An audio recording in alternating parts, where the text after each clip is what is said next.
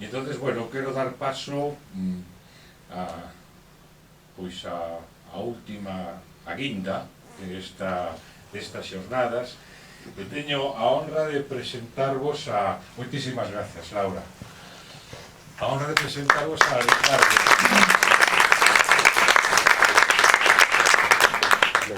Ricardo, que é o meu presidente do grupo Naturalista Hábitat e que compartimos historias de Bioblid, nos chaman polos lameiros,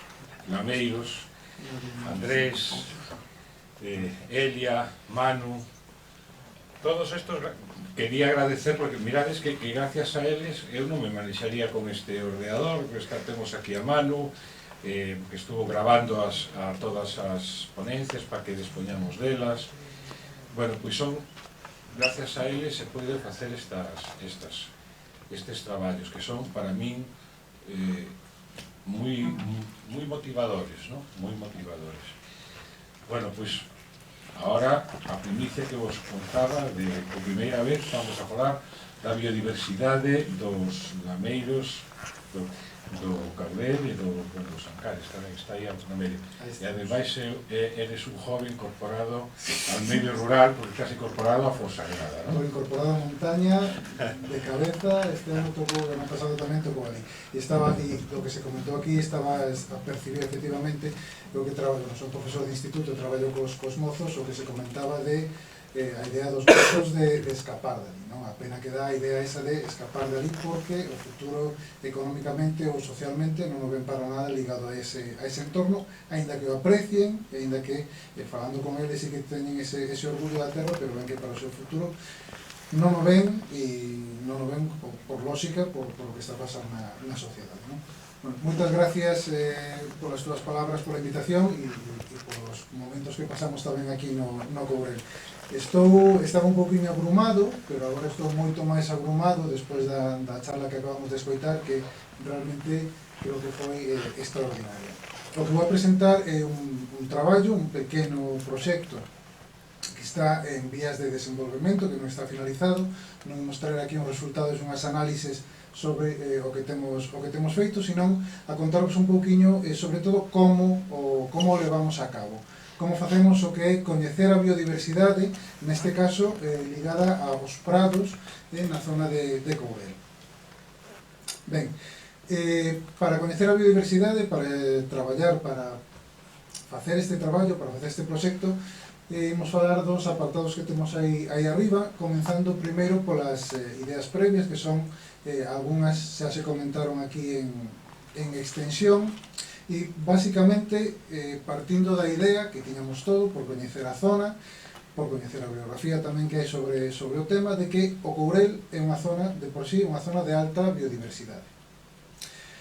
Tamén coñecíamos e coñecemos en maior medida, despois e gracias a Juan, que perviven todavía, que están en vías de extinción, certos usos agrarios moi originales e que son tradicionales e que pensamos, temos como, xa digo, como idea previa, que son compatibles co mantemento dunha elevada biodiversidade. E, polo tanto, a nosa idea era agardar atopar unha elevada biodiversidade que precisamente estivera ligada a estos usos tradicionais que atopábamos e tan originais que atopábamos no Courel, non? Vemos aquí, pois, tamén se falaron das sebes e das infraestructuras ou das estructuras ligadas ás explotacións, como son esta sebe que era de milenrama, que é unha planta medicinal que estaba aquí separando estas fincas. Que obxectivos vamos a ter ou estamos desenvolvendo neste traballo? Ben, o primeiro que necesitamos é delimitar unhas zonas de traballo, escoller unhas zonas nas que traballar. Caurel é unha zona que está alonxada, Caurel é unha zona na que inviertes en tempo para chegar ali pois unha cantidade grande, saberemos despois que unha das limitacións que temos. Entón é importante ter claro a onde vamos, ter claro como son as zonas e ter claro onde vamos a traballar e que nos vamos a topar ali, non? Algo que se pode plantexar e se pode estudiar antes de chegar á zona, pero, bueno, sobre todo vamos a traballar no propio campo. Despois, temos un interés moi grande en comparar a biodiversidade en zonas con diferentes usos. Pero xa comentarei un pouco máis adiante que isto non é tan fácil ou tan inmediato como pode parecer así de partida.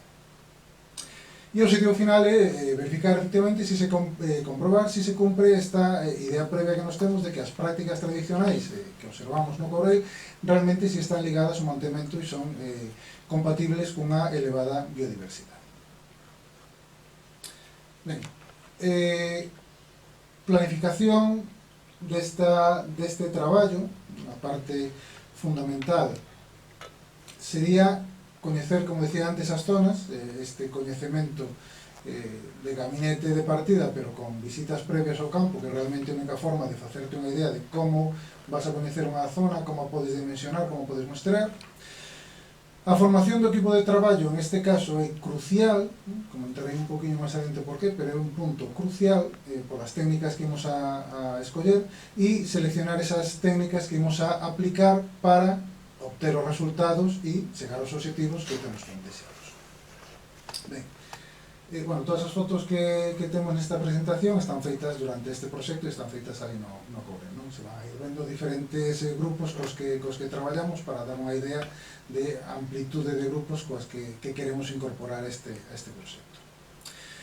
Ben, as técnicas que nos imos utilizar, ou que estamos utilizando, non van a ser as técnicas mellores ou as que máis información nos van a dar, como sería ir a cada un dos prados que queremos estudiar, facer un inventario florístico e facer un estudio da cobertura de cada unha das especies, porque iso é inviable. Para nós, para o tamaño do noso proxecto, iso é inviable. Temos que buscar algo moito máis eficiente en consumo de tempo.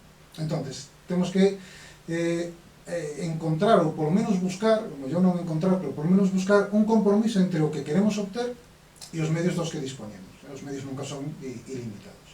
Que queremos obter? Queremos obter ter a capacidade de avaliar a biodiversidade, de poder darlle un valor á biodiversidade en unha zona. Eso é un aspecto fundamental. E como queremos facer? Queremos facelo de forma que sexa rigorosa. Queremos facelo na parte de identificación co maior, con rigor 100% nese traballo de identificación das especies. Queremos facer de forma reproducible, e aquí con reproducible me refiro a dentro do propio traballo. Se eu emprego unha técnica no punto A, saber que podo utilizar a mesma técnica no punto B para poder compararlo.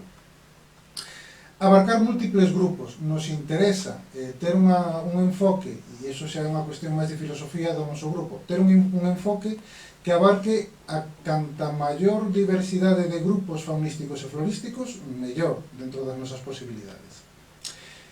E, aínda así, dado que imos a traballar con pastos, dado que imos a traballar con prados, dado que imos a traballar cun entorno no que o define a comunidade vegetal, vamos a apostar ou a poñer un especial énfasis na base do ecosistema, nas comunidades vegetales dese ecosistema, non? Creo que se acaba de falar agora mesmo deste tema e creo que é o lóxico e o que cabe esperar. De que dispoñemos? Ben, do que dispoñemos no grupo, os valores fortes que temos no grupo é que temos un equipo humano altamente especializado e experimentado nos estudios de campo, no coñecemento de especies, en diferentes grupos. Temos especialistas en ornitoloxía, en aves, especialistas en botánica, especialistas en mastozoología. Isto nos permite, o que comentaba antes, de abarcar a biodiversidade desde un punto de vista moi global, porque cada unha das parcelas, ou moitas das parcelas, as temos cobertas con persoal especializado en ese tema. Tamén contamos con equipos específicos de mostraxe. Veremos o que é unha trampa de luz para as borboletas nocturnas, que é un equipo moi específico que hai que saber montar, manexar e hai que contar con el para poder traballar. Aparte de outro material específico ou menos específico de traballo de campo. Pero que carencias temos? Pouco tempo hasta uns límites realmente moi grandes. Veremos despois, o número de visitas é mínimo, moi pequeno. Por qué? Porque este equipo humano do que dispoñemos traballa aquí de forma voluntaria. Ten un traballo durante a semana e dedica o seu tempo de ocio para, entre outros proxectos, vida familiar, etc., para traballar en este proxecto porque ten un interés personal en él, e entonces hai que conjugar que dispoñan de tempo e que dispoñan de tempo todos eles, porque veremos despois que necesitamos que dispoñan de tempo todos eles simultaneamente para que isto funcione.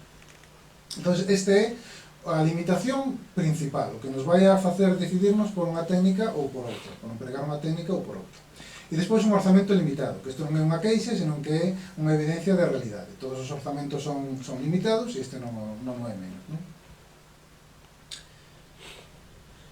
Que escollemos logo, que técnicas escollemos para poder obter en pouco tempo unha información suficientemente grande como para que a mí me dé pé a analizala, facer comparacións, facer unha avaliación da biodiversidade? Ben, pois o que imos utilizar é o que se denomina o BioBlitz. O BioBlitz neste caso lle puxen aí o de vitaminado, agora explico por que vitaminado. O BioBlitz é unha técnica que fundamentalmente o que require, o que no que se basea, é que expertos de diferentes áreas van a sair ao campo e cada unha a súa área vai a tomar nota nun período moi corto de tempo, nunha visita moi corta a unha zona, de todas as especies que ele é capaz de identificar dentro do seu grupo, así como fotografiar, se é o caso, outras que necesiten identificación posterior. Vale? Que nos permite? Isto nos permite abarcar gran amplitude de grupos, porque contamos con naturalistas que controlan e son capaces de traballar en grupos moi diversos, e, polo tanto, podemos enfrontarnos sempre que consigamos, o que dicía antes, un equipo que sexa estable ao longo do traballo, contar con ese abanico de visión con respecto ao medio natural. É unha técnica especialmente deseñada para obter resultados en pouco tempo. Vale? A clave do tema é unha única visita, nos ten que dar moita información, e iso non se consigue con outra técnica, que o coñeza polo menos, de baixarse a identificar hasta o nivel de especie, que non sexa un BioBlitz. E nos dá unha imaxe instantánea da biodiversidade. O de instantánea é importante, porque cando falamos comparacións temos que ter en conta pois, moitos factores, como pode ser pois, a época do ano. Se queremos facer unha comparación, queremos facer visitas que sexan comparables, temos que ter a precaución de que as condicións naturais sexan similares nas dúas visitas, meteorolóxicas, etc. Que require? Require expertos, como se dixemos, en identificar cada un dos grupos que queiramos incluir no estudio. E, aparte de que sexa vitaminado, ven por esta última liña, que non é o que sucede nun BioBlitz ortodoxo, digamos. En algúns grupos, e particularmente no grupo das plantas, no grupo dentro da botánica, se require un traballo posterior de gabinete, de traballo baixo a lupa, de moito tempo, en algúns casos, para identificar caracteres morfolóxicos que non se pode facer no campo, e, polo tanto, ademais de facer o BioBlitz, se fai unha recollida de exemplares en particular, xa digo, dentro do campo da botánica, para permitir identificalos. Como decía antes, a botánica, as plantas, son a parte de fundamental interese para nós en este traballo. Tamén hai un posterior traballo en outros grupos, como pode ser a identificación a través de fotografías de aqueles individuos que poderan ter quedado sin identificar no campo. Isto sería un BioBlitz, vale? Aquí isto é como se imos a ver unha obra de arte moderno que a miro e me di unha cousa, outra persoa na mira e di outra, a mí non me di moito normalmente, pois isto é igual. Cada unha destas persoas que están aquí,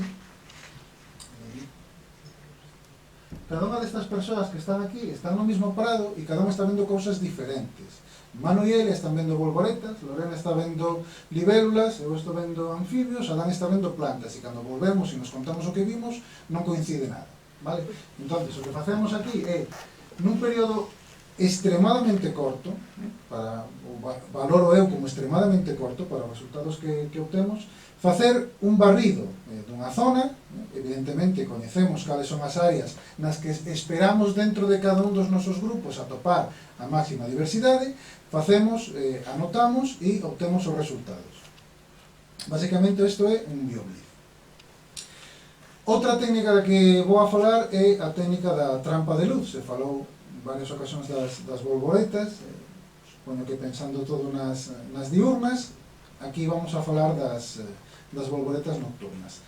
Que nos permite esta trampa de luz? Bueno, primeiro nos permite mostrar un área relativamente grande, e con área relativamente grande me refiro ao mellor pois, a uns 100 metros, a uns centos de metros, que precisamente coinciden, como se falou agora mesmo, co tamaño que teñen moitas veces estos prados. Realmente o que nos interesa avaliar é a biodiversidade que temos neste prado.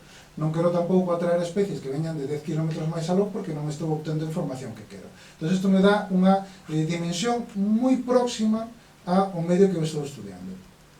Nos permite obter resultados en pouco tempo, ¿no? Digamos que toda, contando cunha climatoloxía favorable en unha época adecuada, nunha noite vou obter un listado das especies da zona moderadamente similar ao total que existe ali na realidade, vale? O sea, temos unha representatividade alta deste grupo.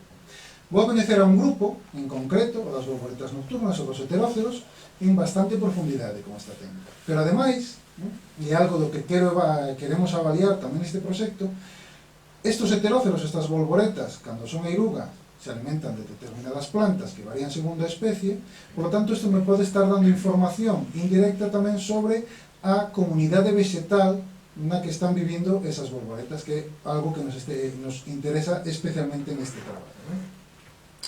Que requerimos para esta técnica? Bueno, pois como sempre, expertos, neste caso en identificación, en un grupo enormemente complexo, enormemente variado. Eu que traballo en herpetos, que temos 14 especies, pois cando me din que aquí hai 6.000 especies de borboletas nocturnas, que ademais son todas exactamente iguales, pois, non, é mentira, pero sí que hai grupos que son familias, que son moi parecidas, un grupo moi complexo, o equipamento moi especializado, porque non podo eu sair de repente, esta noite vou a facer unha trampa de luz, non. Isto requiere un montaxe, un coñecemento, unha infraestructura, vale? Entonces, este requerimento tamén existe, e despois as condicións meteorolóxicas adecuadas, vale? Necesitamos que se porte ben a noite, a poder ser que non chova, nen faga moito vento, entonces, se todo sai ben, pois, obtemos resultados. A trampa que vos comentaba, que me refería antes, a que vedes aquí abaixo, vale? Aquí arriba, que non se ve, iría o que se chama a luz de chamada, que é unha lámpara de vapor de mercurio moi potente e que emite unha longitude de onda de luz que as borboletas nocturnas as atrae e fai que se acheguen e se queden aquí nesta sábana ou nestas goiberas que aquí na parte de abaixo como refuxio, e porque tamén dentro da filosofía do grupo está que traballamos sin sacrificar aos individuos que estamos estudiando, ¿vale? A pesar de que se chame trampa, é unha trampa de vivo, despois da observación os animales se liberan, pois esta sería a trampa que nos permite achegarnos a coñecer o que a biodiversidade de borboletas nocturnas que temos no prado. Se queremos algo todavía a menor escala, máis específico, temos outras trampas, como esta que temos aquí, esta trampa de cubo, na que limitamos, se nos interesa especialmente, pois un microespacio, limitamos a uns 10 metros a redonda o que imos observar. Se queremos caracterizar xa de forma moi fina as poboacións nunha zona. Ben, imos a falar xa un poquinho de resultados que nos aportan estas técnicas neste traballo. Como vos decía, a limitante fundamental que temos é o tempo. Todo o que imos a falar agora provén de únicamente 8 días de mostraxe. 8 días non é nada, é moi pouco, é pouquísimo. Pero é que, digamos que é o que nos podemos permitir para facer o traballo da maneira que coincidamos nesta zona as persoas que formamos o equipo de mostraxe. Nestas 8 días de mostraxe se visitaron 8 zonas diferentes e esta cifra, que para min é máis espectacular, nos permitiu chegar a identificar máis de 500 taxóns diferentes nestas zonas. Vale? Esta é a medida real, obxectiva, da eficacia deste método. É un número de visitas moi pequeno e un número de especies moi alto. Vale? Se vamos a estudiar calquer zona e nos den que obtemos máis de 500 especies, estamos falando de valores moi elevados. Aquí resumimos un pouquiño as zonas que se visitaron ao longo dos 3 anos. Estos 8 días foron repartidos en 3 anos, vale? Xuntarnos é complicado. Temos que, en 3 anos, nos xuntamos nada máis que 8 días para poder traballar neste aspecto. Algo que quería comentar antes, tamén que se estivo a falar dos valores de valorar mediante a biodiversidade, que é un pouco no que estamos nós. Eu creo que non se nos pode olvidar tamén o tema de, e tamén se comentou un pouquinho, de valorar pola paisaxe.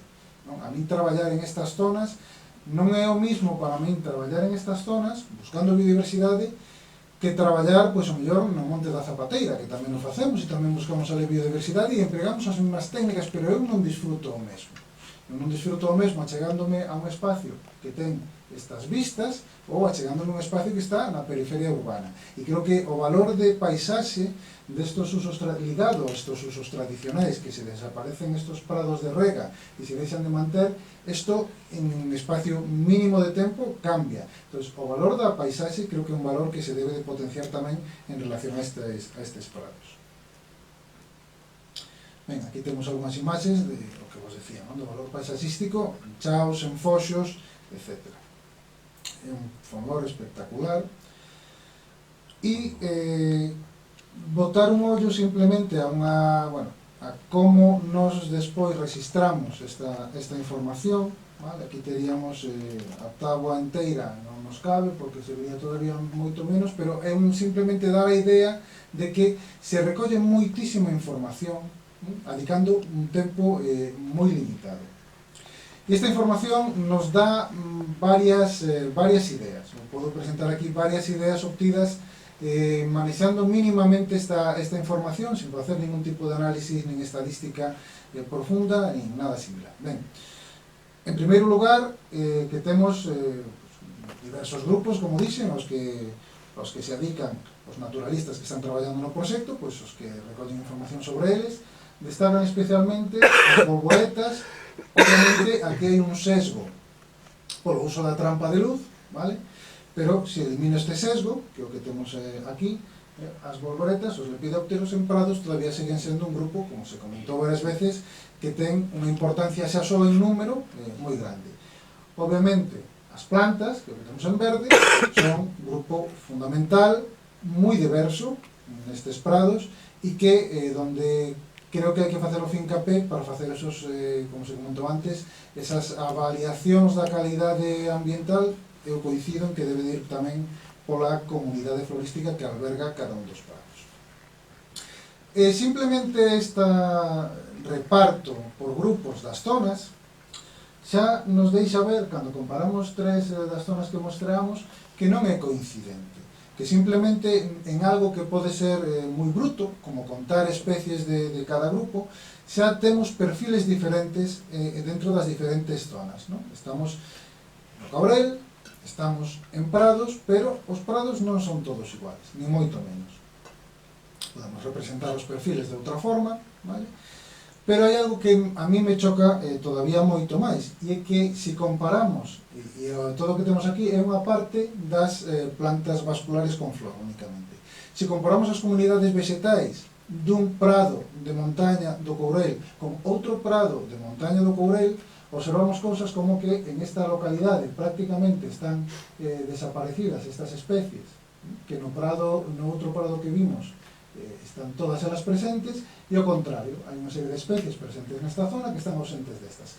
Quero dicir que, máis aló do número de especies, de que teñan un número similar ou non similar de especies, a composición de especies de cada prado, e estamos falando de que fomos a prados que consideramos ben conservados, prados de montaña e prados que, en principio, pues, poderíamos pensar que iban a ter unha composición máis similar. Existe unha diversidade, unha variabilidade moi grande entre estes prados. E iso é un factor moi positivo, por unha parte, que nos informa da biodiversidade que temos ali, e ollo que nos está avisando de que cando queiramos comparar un prado cun manexo determinado con outro prado sin ese manexo, temos que ter en conta a variabilidade intrínseca que entre sí xa teñen os determinados prados. Por lo tanto, isto é algo que temos que ter moi en conta se queremos facer unha valoración, como dixen ao principio, rigorosa. Estado actual. Ben, o estado actual, o que podemos decir é que estamos moi contentos, primeiro, coas técnicas que decidimos empregar. Vimos que, coa limitación temporal da que partíamos, as técnicas que empregamos nos ofrecen unha información extraordinaria, unha riqueza de información respecto ás horas invertidas, horas de campo me refiro, deixamos aparte as horas de gabinete que leva Adán cando leva todo o material para identificar. En respecto ás horas de campo que podemos invertir todos xuntos, son as técnicas que nos aportan unha cantidade de resultados moi grandes. Como variación da biodiversidade, nos reforza a idea de partida de atopar unha elevada biodiversidade.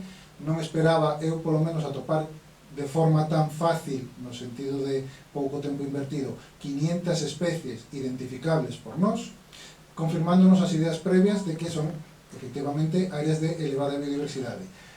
E, ademais, para nós como grupo e individualmente, nos aporta pois, un aprendizaxe que non é nada desdeñable do emprego e do análisis do uso destas técnicas. Que queremos, a onde queremos chegar a partir de agora? Ben, pois queremos chegar efectivamente ao que comentaba ao principio, queremos chegar a comparar, pero cunha base sólida, e sabendo realmente o que estamos manexando, cal é a influencia dos diferentes usos agrarios na biodiversidade que hai en esas zonas. E poder diferenciar se eu estou observando unha biodiversidade ou unha diferencia, porque estou nunha zona calía aquí, ou non estou aquí, ou estou nunha zona orientada de determinada forma, é dicir, ser capaz de chegar a decir que é o uso agrario o que causa esta cantidade de variación na biodiversidade. Avaliar como a diferencia desos usos intervén na conservación e as técnicas, as propias técnicas que nos empregamos, é dicir, continuar a avaliar o que falábamos, o blitz, a trampa de luz como elementos que consideramos agora mesmo moi positivos. Seguinte paso, ver se os resultados que ofrece a trampa de luz nos permiten, a través do estudio das diferentes especies de bolboretas presentes, chegar a coñecer o mellor, ou chegar a ter unha idea ou unha valoración do medio florístico, de cales son as especies de plantas que están aí. Temos os datos botánicos, temos os datos das especies de lepidópteros, podemos comparar e ver que solución ou que información nos ofrece. Se comentou tamén en varias ocasións estas infraestructuras, que, como decía, cando saímos ao campo a mostrar, somos moi conscientes de que son reservorios de biodiversidade. Eu cando saio ao campo, e Juan non sabe ben, eu entro por aquí, o primeiro que fago é ir cara ao muro. E se está dando sol máis, porque eu estou buscando as lagartixas que se comentaban antes. Entón, coñecemos realmente que estas son zonas que albergan unha gran riqueza, ou que concentran unha gran riqueza da diversidade, non? E este tipo de usos, facendo un pouco de demagoxia, xa para un pouquinho nada máis, para rematar, creo que quedou ben claro no día de hoxe aquí que a xente que está a traballar en serio con este tipo de ecosistemas coñece sobradamente cales son os puntos donde se alberga a biodiversidade, cales son as técnicas que permiten que esta biodiversidade se manteña e cales serían as aportacións desde a administración que permitirían, coa xestión adecuada das axudas, contribuir efectivamente á conservación da biodiversidade, e incluso tamén, se nos acaba de comentar, que os axentes que están sobre o campo, os axentes os gandeiros que traballan ali tamén son permeables a coñecer e a traballar con este tipo de axudas e con este tipo de enfoque. Eu creo que o que nos queda, un poquinho desde a nosa parte máis asociacionista, é colaborar no coñecemento por unha parte e na presión social para que como sociedade vayamos cara aí. Digamos que todo o coñecemento está ali disposto, pero que fai falta de que as entidades que teñen que encargarse da xestión, sobre todo da xestión económica, o teñan en conta para facer a súa planificación estratégica, neste caso da política agraria. E nada máis, moitas gracias.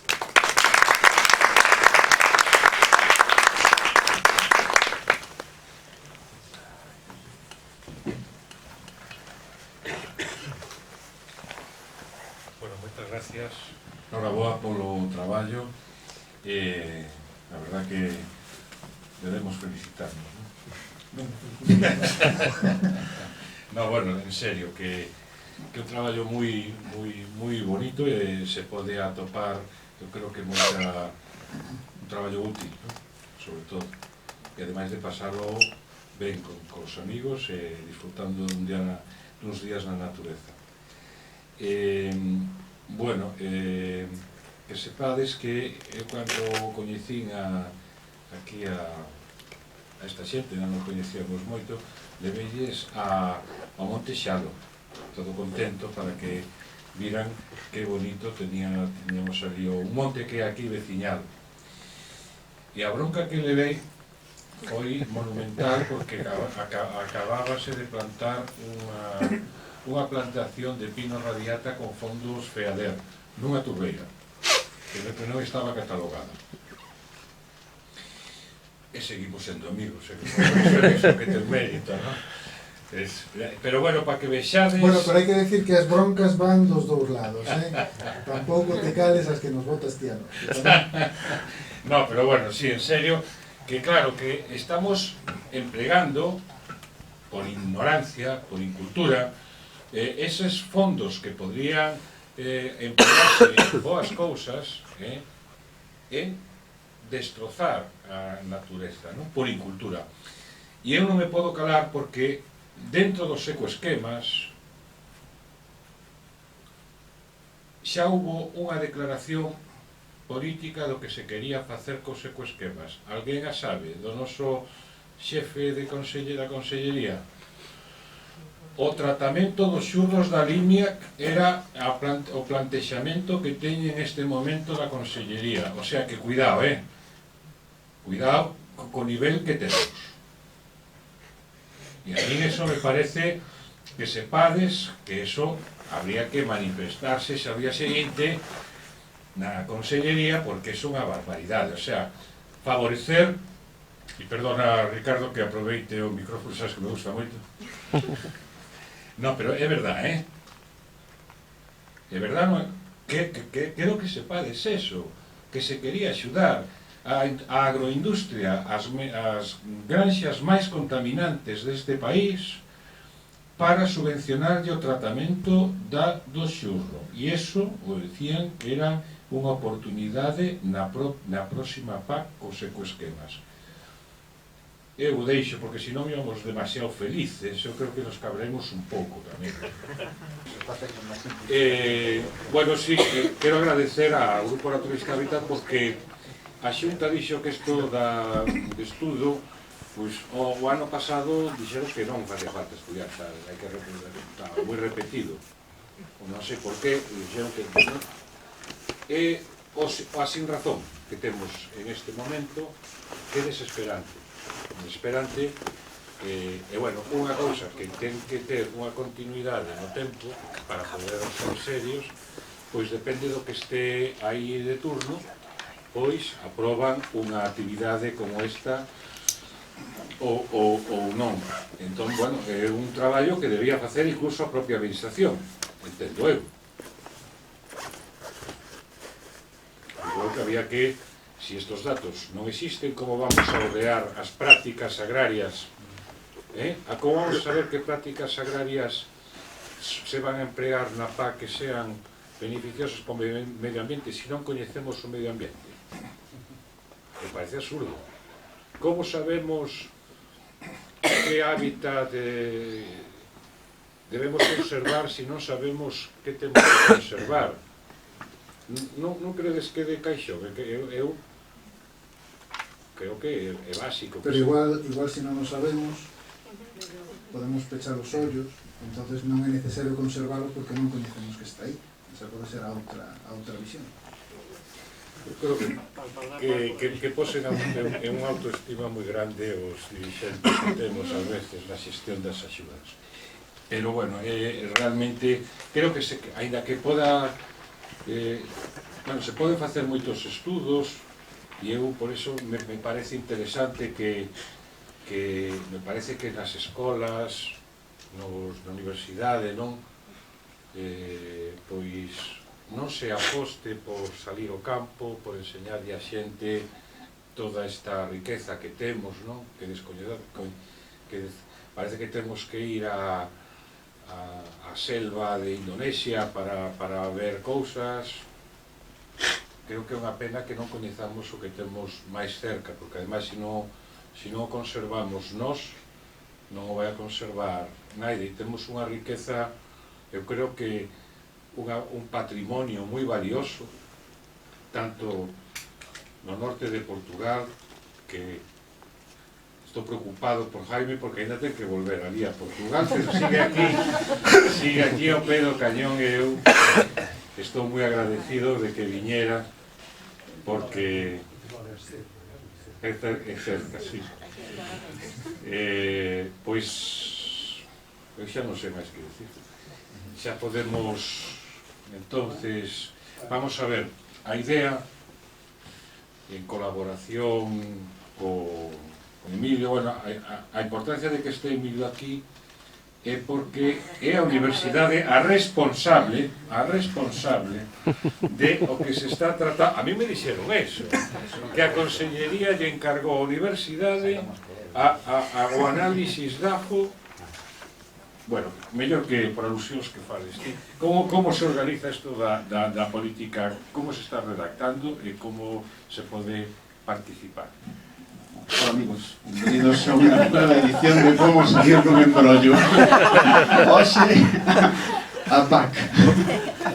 No, hai que facer unha aclaración ao respecto. Si estou formando parte dun grupo de investigación que foi, digamos, requerido pola Consellería, que está ao cargo para servir, digamos, de informantes ou para aconsellar o proceso de realización da PAC. Que realmente nós non somos os responsables en absoluto de facela, nós o que estamos é aportando información para que se fale. Esa é unha matización importante dentro do proceso. Por eso tamén o meu énfase ao principio na presentación que fixen, precisamente por cal eran os momentos nos cales se podía aportar información. Porque unha das cuestións que estamos facendo agora é intentar recoller información das o maior número de fontes posibles, e, de feito, xa levamos tempo poñéndonos en contacto con xente que nos poda surtir desa información. E un pouco para aproveitar tamén e salir de apuro e dar razón un pouco no que estaba dicindo, é tremendo a cantidad de pouca información que existe disponible a nivel oficial. Contactei con varias asociacións, con varios profesionais ao respecto. Alguna dos datos que requeríamos era respecto precisamente indicadores de biodiversidade ou aves ligadas a medios agrarios ou outro tipo de taxóns ligadas a medios agrarios ou sistemas agrarios de alto valor natural. Bueno, unhas das cuestións xa as conocíamos por unha investigación que se está a levar a cabo, outras contactamos con xente bastante bueno, estaba buscando outra palabra, pero decepcionante ao déficit de información.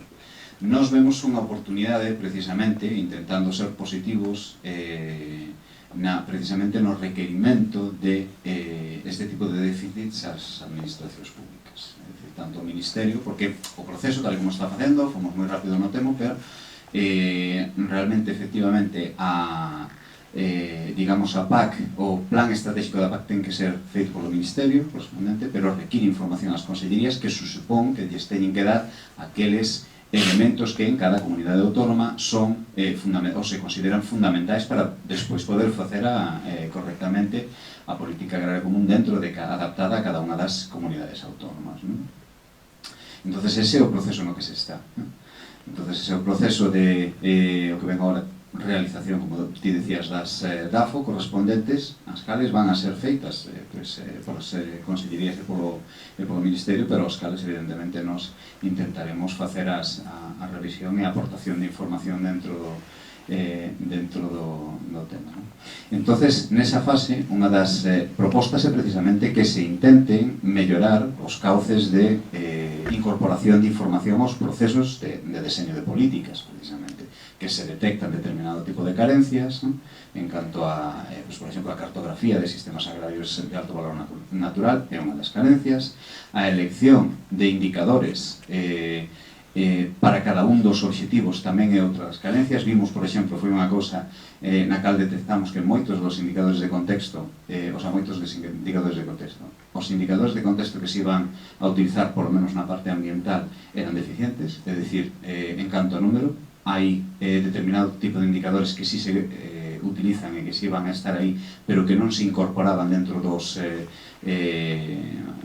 indicadores de contexto ambientais, como por exemplo as variacións en superficie de determinados usos ou coberturas de solo, por exemplo, ou outro tipo de elementos así, ou incluso indicadores de resiliencia que tamén se incorporan dentro dos indicadores de contexto. Entonces hai déficit de ese tipo que estamos hablando de suxerindo que eso, hai déficits, necesitan información, intentando aportar ou recoller de que nos poda dar donde hai fontes de información adecuadas para ese tipo de cousas, non? Pero claro, despois de como se deseñen as políticas non depende, non sei se por sorte ou por desgracia, non depende de nós, depende, digamos, os responsables finales, non somos nós en absoluto. Eso me interesa que ter claro porque, bueno, en fin. No, o que quería decirte é que, evidentemente, para poder facer unha boa estrategia hai que ter un bo diagnóstico. E se nos falta información, a mí me preocupa, non? Se non sabemos nin o que temos que protexer. Por eso, unha das cousas que había que orientar é que este tipo de cousas que se están facendo así por ONGs que foran sistemáticas, non? Que houbera ademais de traballo para a xente. Temos 3 universidades, temos un montón de oportunidades de que esa xente aporte información que é útil e que falta.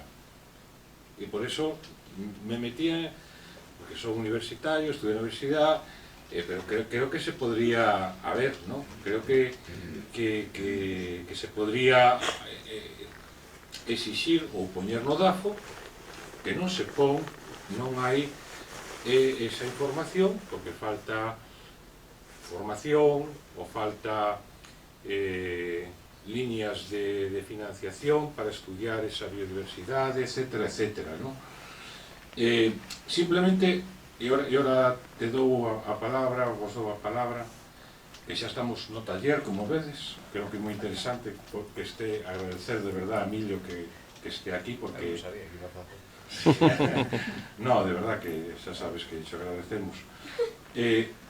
Pero o ano, a última PAC, cando se mandou a Madrid, tedes que ver a Bruselas que había un estudo das usos do solo que tiñan maior valor natural. Alguén o sabe? Vosotras que estades estudiando, que estades aí agora máis... Pois había os eucaliptos que tiñan máis alto valor natural. En gran parte de uso do solo. Alto valor natural ou provisión de servicios? No, alto valor natural. E feito por un estudo... Porque hai provisión de servicios. No, pero que é un escándalo.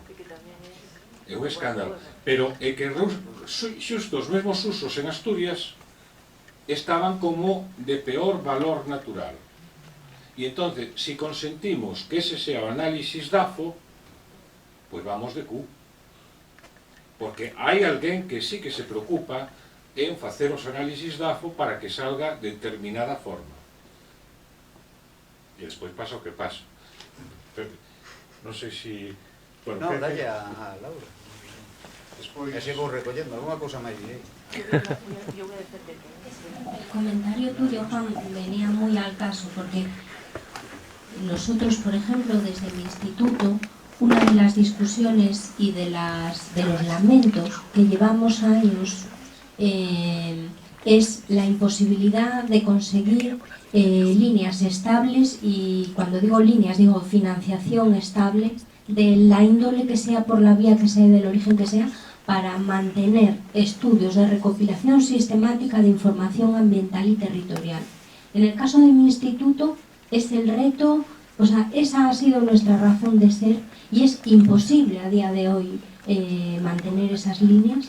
No hay financiación. Bueno, puedes tener un proyecto que dura 3 años, te financia una cosa, estoy hablando de las universidades y centros, bueno, de investigación, no sé si, pero bueno, desde las universidades por lo menos. A día de hoy no hay recursos para poder mantener eso, y tampoco hay una apuesta política de apoyar claramente determinadas líneas de muy, muy largo plazo. Entonces, al final, las acciones sistemáticas de seguimiento de indicadores de información ambiental estables, sistemáticas en el tiempo, no somos capaces de mantenerlo, aunque en algunos casos, y hablo por nosotros, es nuestro ADN, es nuestra razón de ser, y no somos capaces de mantener. Eso es así, es una tragedia. que al final, cuando queremos hacer cosas así, pues se hace lo que se puede, con los mejores medios, se hace mediante proyectos europeos que al menos te dan financiación para 3 o 4 años, pero luego se acaba, y ahí se corta. Y es una tragedia, pero no podemos hacer más, la verdad, pero es la realidad. Gracias a un compañero que le agradezco que venga aquí, y gracias a Monse que me hace un consejo para que no me enrolle. Bueno, pois eu creo que este tema casi é que dos que máis me apretan o estómago, non? De todo o día, que é o tema da participación social. Na anterior PAC houve unha queixa unánime prácticamente de todas as entidades de que estamos no Comité de Seguimento do PDR pola falta de participación do sector na anterior PAC. Pedimos por activa e por pasiva, fixemos propostas, fixose o PDR galego, presentouse nos con 10 días para facer as alegacións, ampliouse un pouquiño máis, e despois realmente desas alegacións, pois non entraron prácticamente ninguna. E a verdade é que este é un tema que me cabrea singularmente, porque, en primeiro lugar, porque, eu son do Sindicato Labrego Galego e somos unha das únicas, hai 2 organizacións agrarias reconocidas legalmente neste país, medida a súa representatividade, e unha delas. E estamos con máis de 9.000 personas que traballan todos os días coa actividade agraria, os 365 días do ano, da mañá á noite. Traballan no campo, coa súa diversidade. E temos xente que fai agricultura regenerativa, e temos xente que fai agricultura biodinámica, e fai, quero dicir, que hai unha diversidade de xente. E temos un equipo de personas que están nas granxas, pero esta señora que teño ao meu lado leu as 8.000 alegacións que chegaron ao Parlamento Europeo á Comisión de Agricultura, porque, entre outras cousas, era asesora dunha persona da Comisión de Agricultura do Parlamento Europeo. Pero non temos nada que dicir neste tema. Somos convidados de pedra. E a verdade é que realmente me cabrea moito este tema, me cabrea un poquinho este planteamento. E me plantea porque, por exemplo, para nosotros, se falamos de biodiversidade, para nosotros parte da vida está no suelo. Está arriba, pero tamén está abaixo. Porque parte dos microorganismos, da microbioloxía, da fertilidade, está abaixo. E preocúpanos a auga, e preocúpanos os ciclos, e preocúpanos que se prime que vayamos ás grandes concentracións de animales como obxectivo prioritario na PAC, e despois a solución señan plantas de tratamento que nun momento dado había 28 plantas no Estado español e 27 estaban cerradas por ineficientes. E porque ese modelo só funciona se recibe gran cantidad de diñeiro público para financiar a produción de kilovatio. E porque nos preocupa que vai unha gran planta en Teixeiro para queimar, ademais como modelo de agricultura circular, de enerxía renovable, para queimar cultivos forestales. E iso vai ser outra competencia pola terra. E témola aí. Está abríndose o debate nas Pontes de como darlle continuidade á produción de enerxía, e outra vez se está mirando a ocupar a terra. Temos un grave problema de erosión da terra. Aquí en Galicia tamén, E temos un grave problema de contaminación da auga. Aquí en Galicia tamén. Entón, a mí este tema, a verdade é que, perdonade que como mellor me salta a vehemencia un pouco a última hora e fora de tempo, pero é que eu creo que temos unha oportunidade para facer un modelo de verdade coas demandas da sociedade e do sector. Pero o sector, eu creo que tamén merecemos un pouco ser escoitados. Eu sinto que non somos escoitados, non eu en particular, pero o sector en xeral. Somos moitas veces convidados de pedra, absolutamente, despois, porque non somos partícipes, porque somos pasivos, porque nos victimizamos, en fin, perdonade pola vehemencia. Moitas gracias, porque parece senón que estamos nun mundo guai, non? Pero que a crítica esta é importante porque, alguén quere decir algo en positivo ou negativo?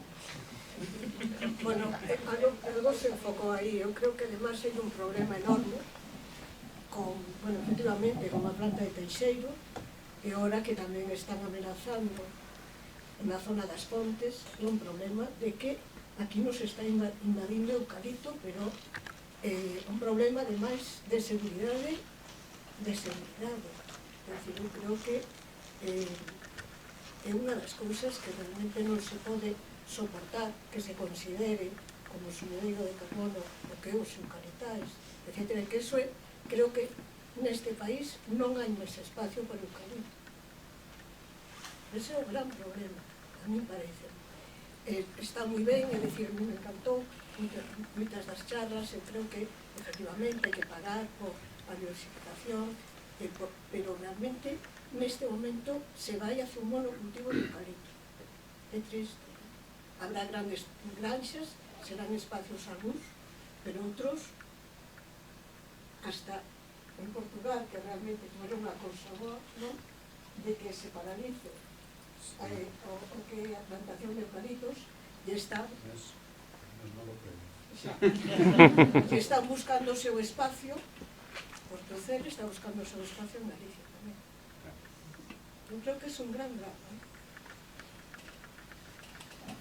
Pois nada, eu, vista do que pasou últimamente, por eso creo que estamos aquí, estamos motivados para intentar que non nos tomen o pelo, non? Cos cartos da Unión Europea. Pois eu creo que había que intentar diseñar un mínimo, non? Un mínimo, e non sei como se pode argallar. Eu empecé a impulsar un pouco cos compañeiros do grupo naturalista e tal, estas xornadas, pero creo que se deberían haber máis xornadas, non crees, Emilio? Eu penso que sí. Eu, vamos, non podo estar máis de acordo contigo. A mí non me tomes como un emisario do Ministerio porque por aí vas moi mal. Digamos, eu penso que porque además non formo parte da organización de como é o proceso de recollida de información. Eu recollo información, pero non formo parte da organización do proceso, en primer lugar. E non podo estar máis de acordo contigo co tema de participación. Eu son un defensor da participación, eu participei en participación intentando mellorala en varios proxectos, non? Dos que levo, non? Eu, hasta onde eu sei, si hai a intención de facer determinados tipos de formas de participación máis plurais, digamos, do que se ten feito hasta o momento. Eu non sei en que momento van facer, nin siquiera sei, e digo non sei porque non sei, directamente a este momento, non sei se van a ser oportunos no tempo, non? Eu espero que sí, ou agardo que sí, porque senón se vai quedar todo pois nunha especie de diseño así un pouquiño ao show, que non sería nada satisfactorio nese sentido, non? Pero bueno,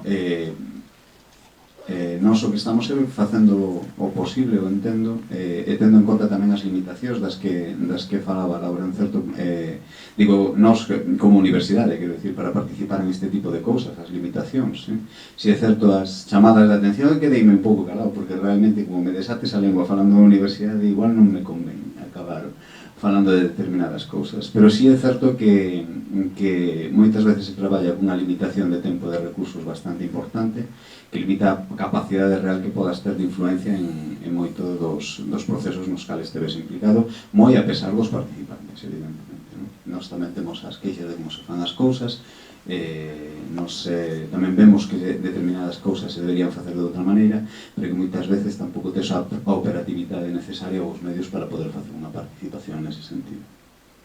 Eso sí que é verdad, non é por, digamos, autorromper unha lanza, pero polo menos eu vexo desde o meu punto de vista. Un montón de horas que dedicar a un montón de cousas ao mesmo tempo, e que realmente ao final tens que facer sacrificio de unhas cousas por outras, e ao final non sempre elixes ben en que podes participar.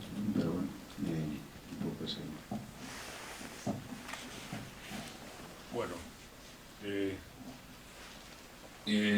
tedes alguna pregunta? Eu creo que simplemente o que para min sería de valores que isto continuara,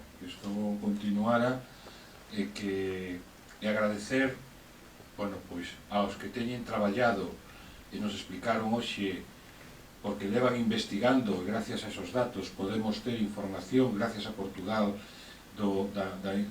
dese uso tan bonito, non? Tan interesante, cultural e ecolóxicamente, que son os prados de sega, os lameiros, e a importancia que poden ter como un referente de un hábitat de alto valor natural que depende da actividade do home, non? porque ás veces incluso temos que discutir se o abandono é bo ou é malo. E temos discutido, verdad? Algúnas veces, porque hai xente que lle gusta ver que todo se volve o que era hasta os socalcos da vide, da Ribeira Sacra. Eu cando os vexo que se están abandonando, están enchéndose de mimosas ou de acacias, me dá pena. E hai xente que ve outra cousa, que ve que se está rexenerando e volvendo ao climas. Non vos vou a pedir que vos comprometades a decir unha cousa ou outra, sobre todo que estades nos grupos naturalistas. Na grupo naturalista da Habitat non, pero a veces temos esa dúbida, verdad? E eu creo que os prados de sega, que polo menos quedou claro de que si desaparece, quedou claro que se desaparece a actividade do home, pérdese biodiversidade. Eu creo que polo menos deberíamos ver eso, non? Fernando, ti que dis? Fernando Bandín, de Fragas do Mandeo, de unha ONG que se dedica a la custodia do territorio en esta zona das Mariñas. Bueno, a resposta ao que dixeches é que como estamos aquí en Galicia depende. O problema é que a ecoloxía é unha ciencia moi complexa. A agricultura tamén, a economía tamén, e ao final sempre hai un depende. Non sei, bueno, falose varias veces do uso do gando, e o uso do gando sempre te din, depende. Moito é malo, pouco é malo. Entón depende canto gando metas.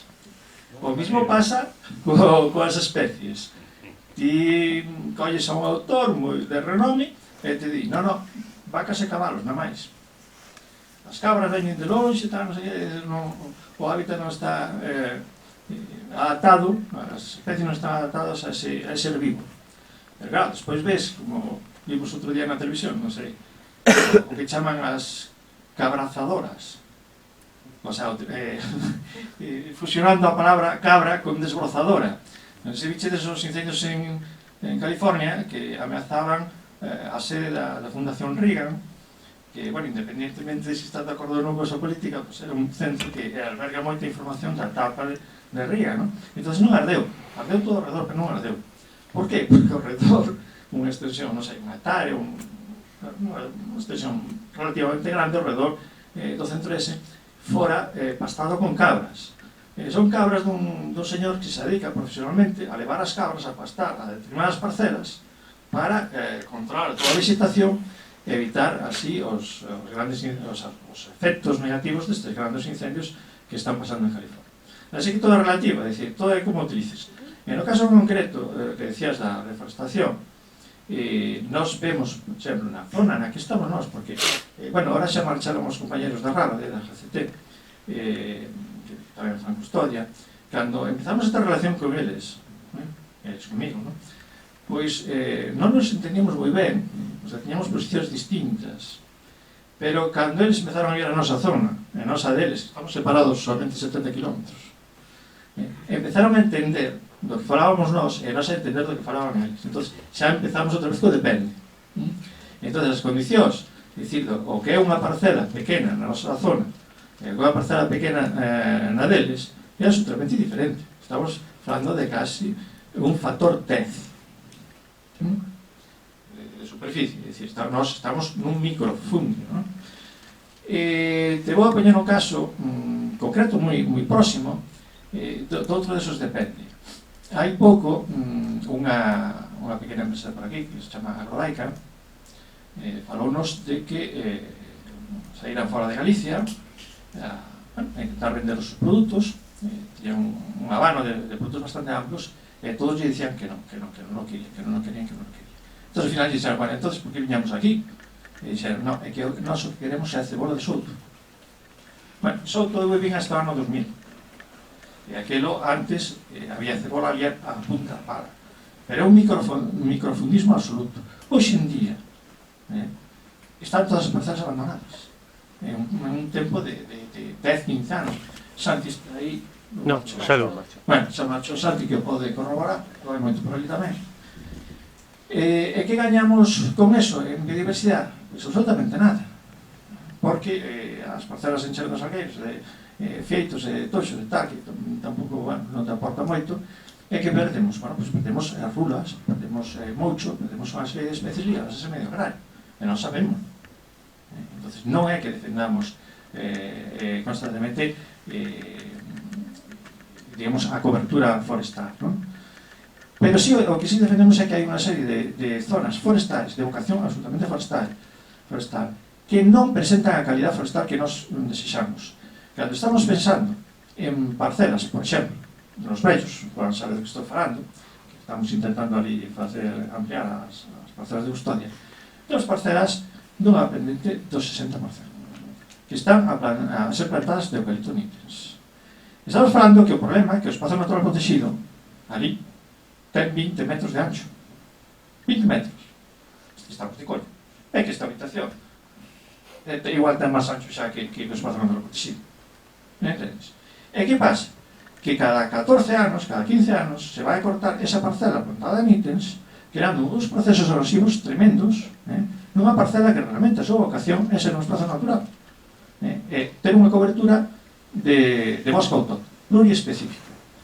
E agora vamos a ir dándolle a volta a cousa. Os servicios ecosistémicos cada vez se están recoñecendo como máis importantes. Son claro, estamos falando de que estamos en plena crisis climática e aquí en España ainda non nos tomamos en serio isto. Se ledes o Guardian, por exemplo, hai unha sección específica referida á crisis climática con temas constantemente a isto. Eu crucei o río Mandeo este ano unhas botas de auga. E non me mollei, E o Mendo tamén.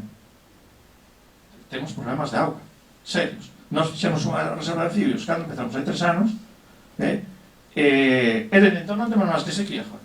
Dicir, xa dixe, somos gafos, para que fixemos unha reserva de anfibios e tomamos medidas para ter auga, e ao final parece que fixemos ao revés. Estadísticamente, cada vez hai menos auga. Non, son circunstancias, obviamente, pero temos que tomar medidas para protexer ese servicio ecosistémico que é a retención e a recarga dos acuíferos que temos autóctono. Entón, dicir, se tes unhas ladeiras dun río con pendentes do 70% ou máis, por que non destinas exclusivamente esas zonas de baixo valor, de baixo rendimento forestal, para un servicio ecosistémico fundamental para a tua comarca? Que pasou cando se fixo ese proxecto de definición das zonas que cumplen, como se chama?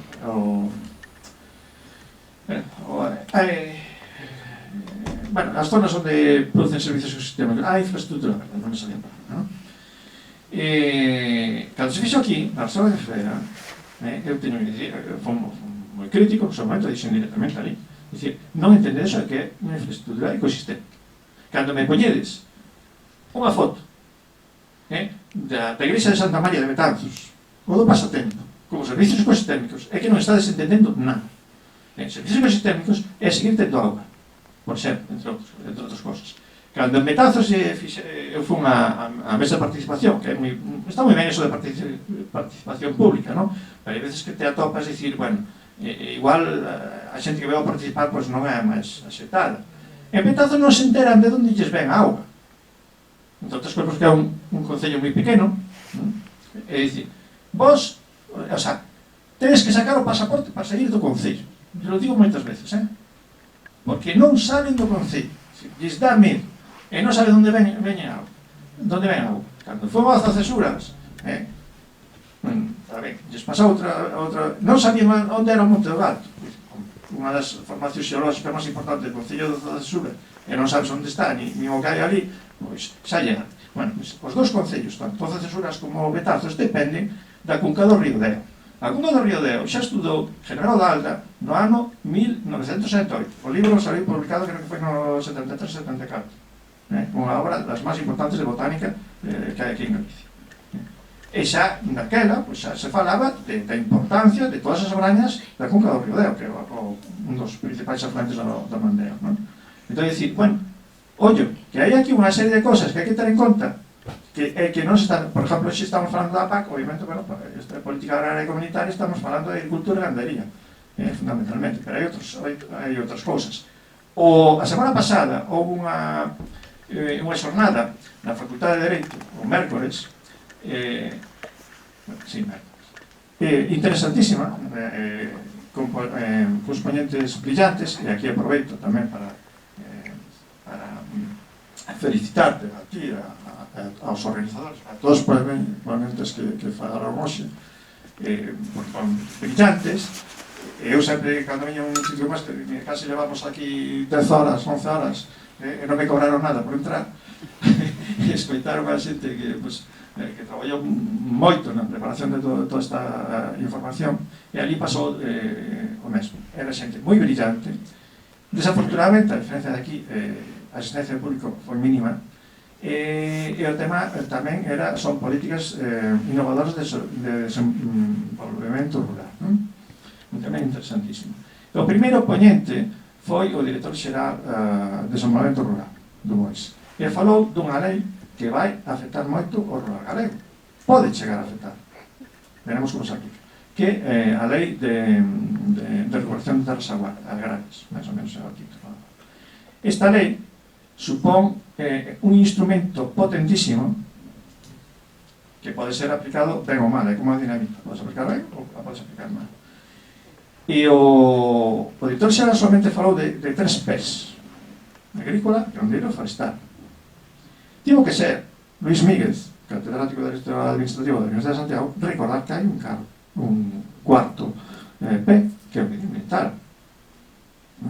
E hoxe en día hai determinadas funcións que realizaba o rural no pasado, cando había unha agricultura tradicional na que eu, como xa te dixo, participei de rapaz, eu puiden estudar gracias ao que produciu a terra, que agora non está realizando, ou está realizando mal, entre outras cosas porque se citou aquí, a eucaliptización do territorio, que está retirando do territorio uns servicios ecosistémicos clave.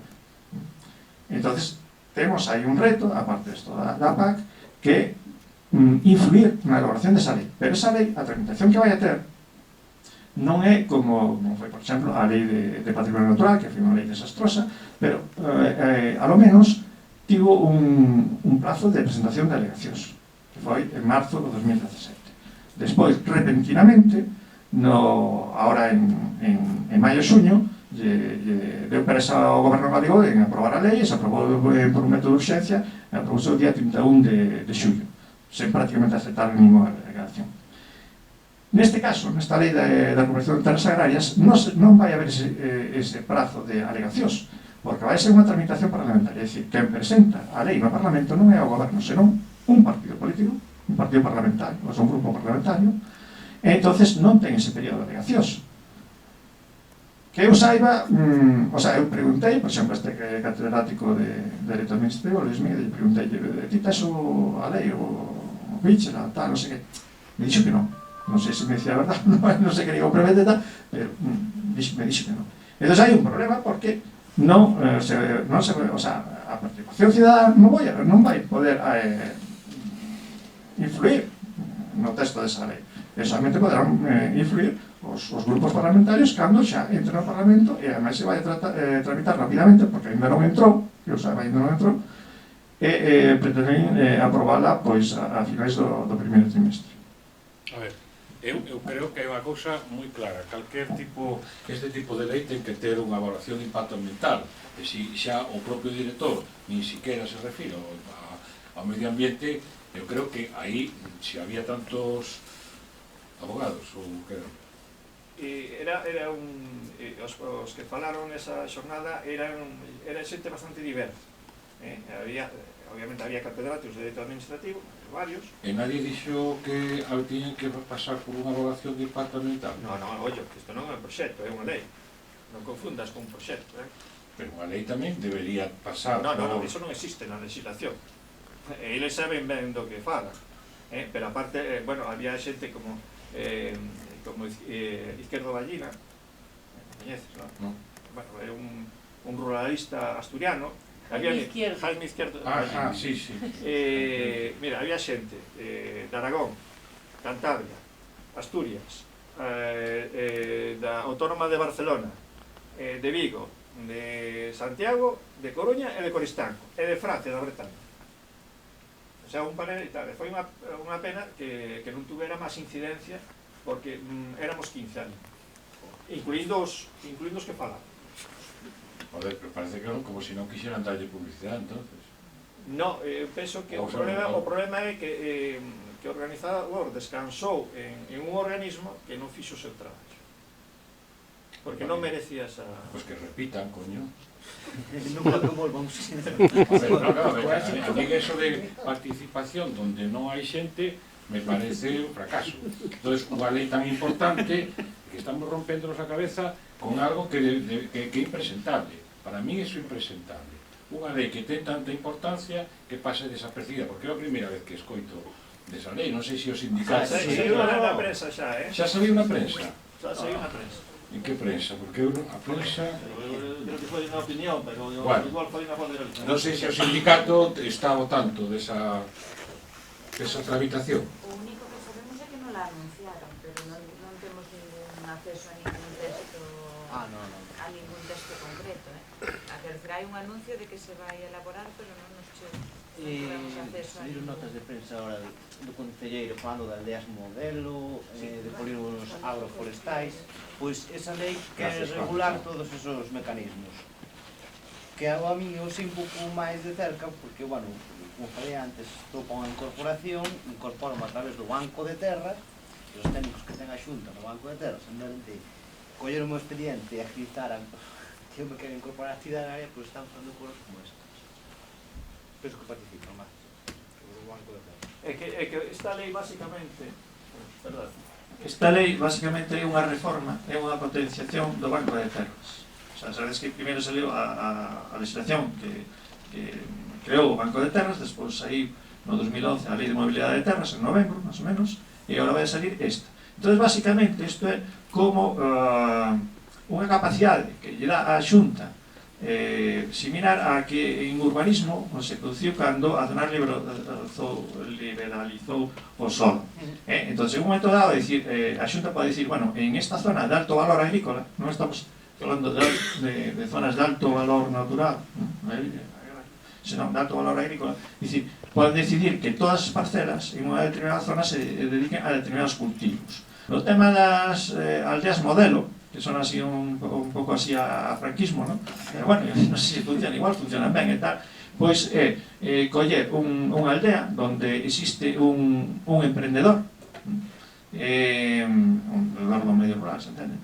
E como estas aldeas teñen que ter unha franja de protección de 50 metros alrededor das casas, pois, de unha maneira, a palabra non é expropiar, é expropiar o uso das parcelas, non a titularidade. Teñen que firmar todos os propietarios, todos o 100%. Pero non é voluntario, pode non ser voluntario. Obligatorio. Exacto. É dicir, firme o que queira, se non firma está todo. Entonces, pois, además citaba en concreto a aldea, que era unha aldea de Ourense, non me lembro o nome, é dicir... É de Cuadredro, me parece que estaba. Pode ser.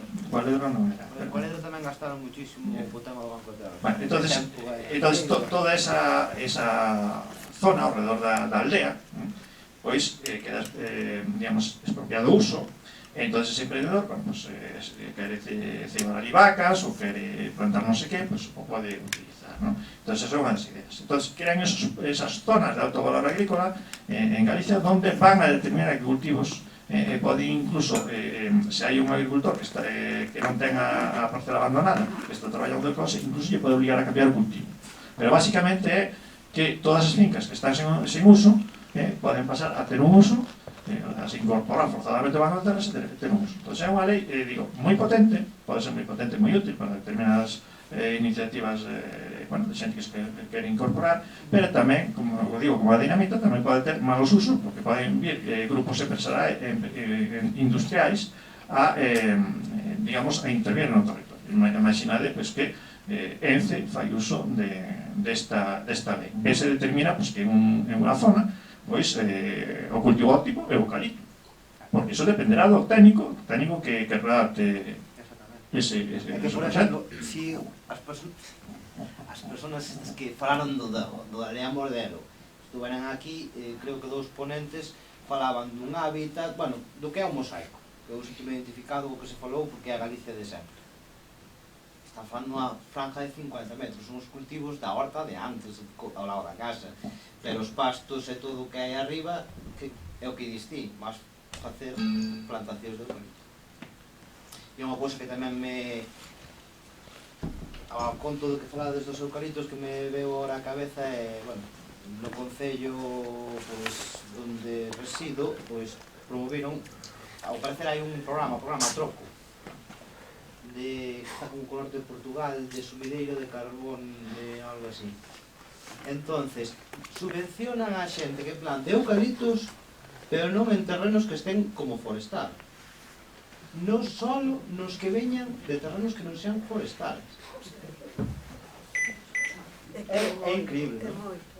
Por outro lado, falan de son cartos do líder.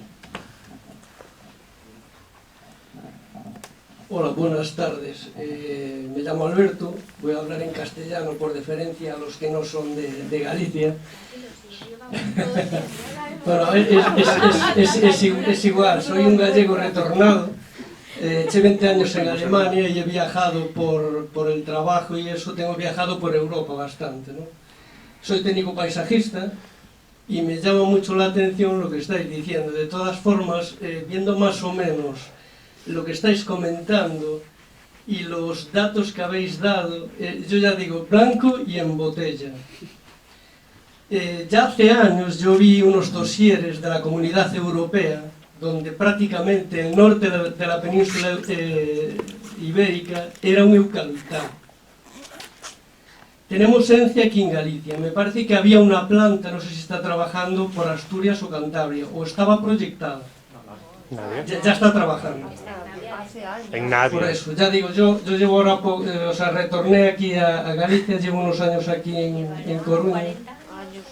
En Navia mogollón. La planta de Navia yo sabía. De Galicia, de Pontevedra y centralizar todo en Asturias, creo. Está modernizada, sí, creciendo. Pero sobre todo en producción eléctrica a partir de biomasa. No tanto en el mercado de la celulosa y tal, sí. Sino en el mercado de la producción. Sí, claro, es que ese era o sea, esos dosieres, yo ya digo, yo ya los vi hace un montón de años. Me llamó muchísimo la atención porque yo soy de Galicia, o sea, soy de España, pero soy de Galicia, soy de aquí, del noroeste. Y yo cuando vi eso, yo dije, y ahora cuando venía de vacaciones, ahora ya estoy aquí, ya llevo tiempo aquí, pero cuando venía de vacaciones y había las charlas de hábitat, de adega, y yo participaba, ¿no? Me gustaba eso. Y cuando veo que no ha cambiado nada, que va a peor, yo ya digo, esto es una tomadura de pelo, como decía la mujer esta Isabel, es que es verdad, o sea, están mareando la perdiz, es como una batalla perdida. Quedará, yo pienso que al final queda como cuando hay una plaza donde había no sé, pues una plantación, ¿no? Allí que se juntaban como antes los campos de la feria, y al final la llenas todo de cemento y dejas una maceta muy bonita, con una planta autóctona o incluso alóctona, que al que se la van a comprar será el primo del sobrino de no sé quién, que tiene una floristería, y la plantan allí. Es un fiel reflejo de lo que está ocurriendo aquí, por desgracia, en España. Y bueno, ya lo de Laura, te llamas Laura, ¿verdad?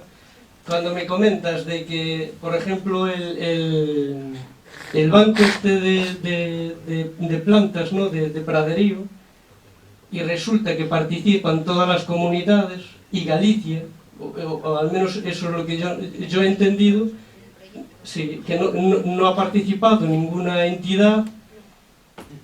¿Qué somos, Ceuta, Melilla? ¿Dónde estamos? En primer lugar, ¿en qué edificio estamos? ¿Cómo se llama? Pero bueno, tengo que decir, a ver, tengo que volver a decir, y en este caso creo que esa fue la razón. Este proyecto fue un proyecto muy valiente, al que no era fácil. Es que lo voy a contar porque esto es un poco ya ponerse a vuelo cebolleta, pero este proyecto que ahora se ve, se acepta, pero que ha tenido mucha discusión académica, yo doy fe, dentro de la propia universidad, tiene sus detractores, sus no, Fue un proyecto muy valiente y atrevido. No voy a decir transgresor porque no los considero tanto, pero fue un proyecto en el que no fue fácil sumar adeptos. Y no digo que... yo creo que a pocos entendedores, algunos entendedores, pocas palabras. Entonces, tengo que decir que en aquel momento, a lo mejor ahora, se vuelve a hablar y la gente se adhiere mucho más fácilmente, pero fue un proyecto que tuvo muy complicado para sacarlo adelante.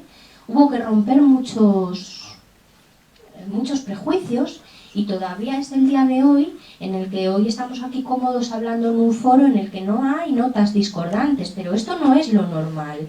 Rocío asiente porque ella piensa igual que yo. Somos de segunda clase la que era investigación aplicada en el medio rural. Eso es. Y hemos tenido que ser vistos y pelearnos mucho, y desde la Facultad de Biología y desde exactamente el mundo de la de segunda clase. Y sí. Bueno, si te pones a hacerte el tonto, publicamos en revistas también internacionales, y a lo mejor igual de buenas o mejores que las otras, pero hubo que pelear mucho, y desde la biología hubo que aguantar carros y carretas. Sí. Y ahora a todo el mundo le parece muy guapo lo de los praos, pero hasta hace poco, y en los IGIs actuales, en los instrumentos sí. de uso y gestión de los espacios protegidos en Asturias, todavía está que los praos no valen para nada.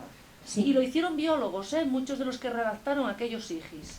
Entonces lo que dice ella, ahora todo nos parece muy guapo, pero hace 5 o 6 años no era Oviedo fácil. Y éramos investigadores de segunda, sí. que hacíamos y en Galicia nosotros tenemos excelentes relaciones con grupos gallegos, somos socios en cantidad de proyectos y somos primos hermanos y vamos de la mano un montón de proyectos. En este no fue fácil sumar, entonces tampoco quiero que lo veáis como diciendo como un complejo, ¿no? ¿Cómo es posible que no estuvieran? Tampoco estaban cántabros, y ni vascos, ni navarros. Ya, pero lo que pasa es que yo no, quiero decir, no sois los únicos, quiero quitar también quiero romper un poco no sintáis como que teníais que haber estado ahí y no estuvisteis para nada. Yo me refiero a eso. A mí lo que me duele es que la administración, que está trabajando con mi dinero, con mis impuestos, que no sea partícipe de eso. A mí me hace gracia cuando desde las administraciones nos dicen Alemania, Suiza, Austria, es que hay que tomar ese modelo, hay que tomar esas medidas. Pero yo hace tiempo que Pero es que en esos países, yo ya digo, yo viví 20 años, bueno, mi familia yo ya soy hijo de emigrantes. En la administración española, o sea, voy a decir algo que no es políticamente correcto, pero yo renuncié hace tiempo a creer que es un tractor que mueva conciencias, que cree tendencia. Nos tenemos que contentar, yo al menos desde la academia me doy por satisfecha con que me escuchen y alguna vez se acuerden de ti cuando truena, se acuerdan, levantan el teléfono, un poco lo que decía esta chica, es que no nos hacen casos. Pues yo tengo que decir que nosotros estamos acostumbrados a trabajar, rompernos los cuernos, luchar internamente muchas veces con nuestros colegas de profesión para dar un servicio y un asesoramiento a unas administraciones que luego dejan eso en los cajones. Fíjate, no sé si es peor que no te escuchen o que te hagan que te escuchen y luego eso no valga para nada. Entonces por eso creo que hay que huir del victimismo. Yo creo que hay que renunciar. No es ser victimista, pero... Pero deja un momentito, creo que hay que renunciar a victimizarse, a decir es que tenemos esas administraciones que no valen bien. Vale, para eso, o sea, entonces alguien tiene que tomar esas riendas, que no son ellos, y tenemos que intentar influirles y moverles en la dirección adecuada con las herramientas que podamos. Me explico, yo creo que esa es un poco, yo quiero huir de la... Esa é a intención destas xornadas, sí. Non quedarnos a ver que fan en Madrid ou que redactan, hai que intentar adiantarse. Creo que había unha intervención e xa rematamos porque levamos moitas horas aquí e nada. A última intervención, por favor. Eu era en relación co tema da terra, non? O Banco de Terras de Galicia durante anos estuvo absolutamente afogado, sin medios humanos ni materiales, convertindo nun instrumento que a súa potencialidade non era, porque alguén que solicitaba que estaba no momento dado a contestación a 4 anos, a contestación inicial, imaginados, calquera persona que ten un proxecto quere facer algo. Sabemos a experiencia. Eu dou. Bueno, pero eso xa collixe unha boa época, xa non collixe en marzo de 2018. E non despois... pude incorporar, se fora máis ágil, xa estaría incorporado. Quero dicir que eu creo que necesitamos un instrumento que seña útil, quero dicir que as persoas que as hai, que tenen esa necesidade de terra, tanto para facer un proxecto con criterios de sostenibilidade por aí, pero despois houve outro segundo momento que foi curioso, porque de repente apareceron 3 millóns de euros, así, con este nivel que temos casi sempre de escaseza de todo, non? Porque non hai medios para nada, pois de repente aparecen 3 millóns e aparecen ligados aos planes de mobilidade de grandes áreas. De repente, nunha lei de acompañamento de presupostos, en diciembre, destas cousas que aparecen moitas veces polo medio, pois aparece estes planes de mobilidade importantemente dotados, ou que era polo menos a dotación que lle facían o Banco de Terras, e había aí un mínimo de 10 hectáreas e estabanse mobilizando áreas, por exemplo, na zona da Limia, na zona de Monforte, na zona, en Sober.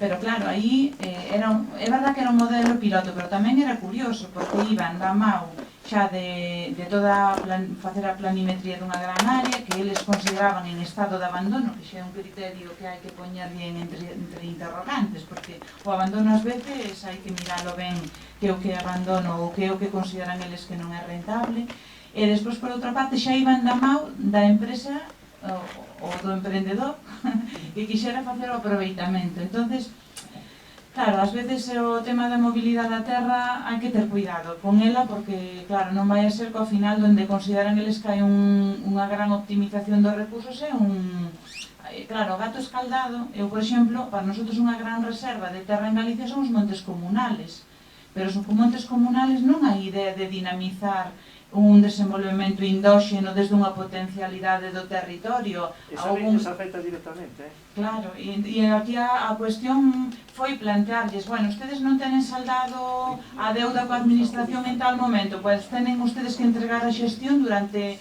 30 ou máis anos a unha empresa que xa lles fará o aproveitamento desde un nivel externo do territorio por aí. Entón eu creo que aquí temos que ter moito cuidado. Primeiro, que é o que vai ir para esas áreas que se mobilizan? Realmente proxectos sostibles? Vai ser partícipe a sociedade que vive nese lugar? Vai ser un desenvolvemento endóxeno ou vai ser ir implantar aí o que?